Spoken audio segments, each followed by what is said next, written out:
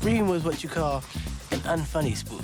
See, Scream was like, it just said some things. We're doing the things that Scream thought about doing, but didn't do. Why are you doing this, Bobby? Why? Why? Did Scream have a plot? No. Did I Know You Did Last Summer make any sense? Don't think so. I was the first A50 that Scream ever got. I love Scream to death. Not just because this is a Miramax movie and they told me to say that, but I truly did love Scream. Miramax, Dimension, they brothers. Scream took a satirical look at horror flicks. This is a parody of the satire. So we directly parody those scenes. Scream was cool. Then Scream 2 started to get a little annoying. And then I Know What You Did Last Summer made us go, you know what? It's time to parody you. A spoof of a satire, that's what I like to say, because Scream was definitely a satire, and that made a big challenge for us, because I would say to the guys, they already told that joke.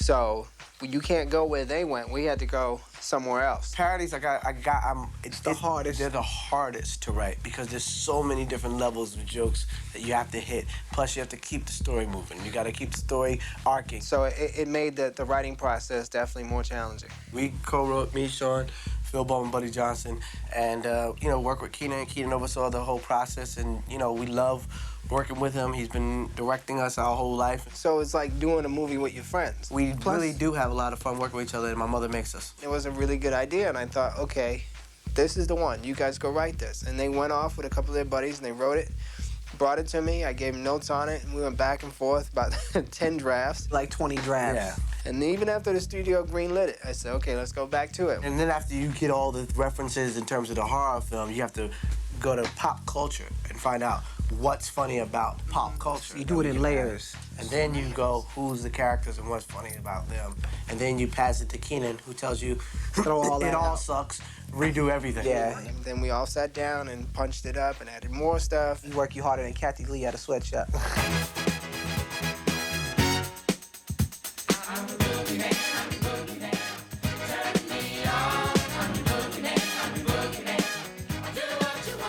Every movie that you've seen so far, Urban Legends. The Blair Witch Project. And I Know What You Did Last Summer. it's just like put some young teens in a movie, let them show their tits and get killed. And then, that's your horror film for the 90s. What's cool about this one is that it's the first spoof movie towards, like, the teen audience movies, It's enjoyable to make fun of those movies because I think they're just silly to begin with. They're just so serious that everything becomes a joke. Tell me your name and I'll tell you mine. I don't think so. What's that noise? Oops. I farted. It's great to be able to make fun of yourself. And, I've worked on so many sets where it's so uptight. And, for instance, Baywatch, and you're taking it so serious. And there's so many times I wanted to trip and fall in the sand or make fun of it. And that's what's so great about it, because these movies are so popular, these, scary teen movies. And now we get to go in there and have fun with it. You watch horror movies, and they're always so dumb. You're always like, why did she go in? Why? Don't go in there! Y'all seen the movies. You should know better.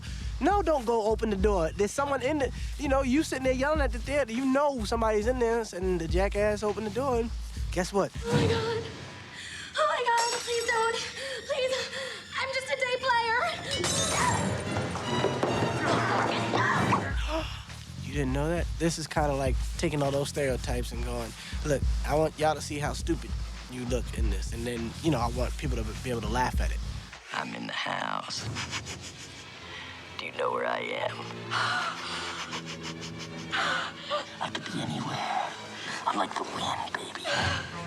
Yeah. Where am I? You're behind the couch. There's a lot of range, even though the characters are fairly one-dimensional, that you can take them to a lot of different places that normally you can't.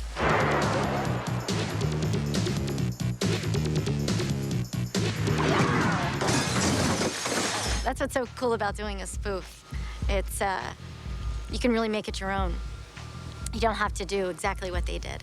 Gail Hailstorm standing out front of the police station where I'm going to try and get a glimpse of Cindy Campbell, the young girl who was attacked earlier this evening. You're on my foot, fat shit! And of course, not being as tall and as thin as Courtney. That's another twist I put on it. Cindy, your ass looks fat! In order to be funny, you gotta push the envelope, because, you know, it's like nowadays, especially people, in terms of comedy, you know, they're accepting the broader stuff, the more cutting edge stuff. That's what comedy is nowadays. They might edit this part out. If the audience is laughing, they're laughing. then you just keep pushing. Yeah, once they stop laughing, then you pull back a went little. a little too far.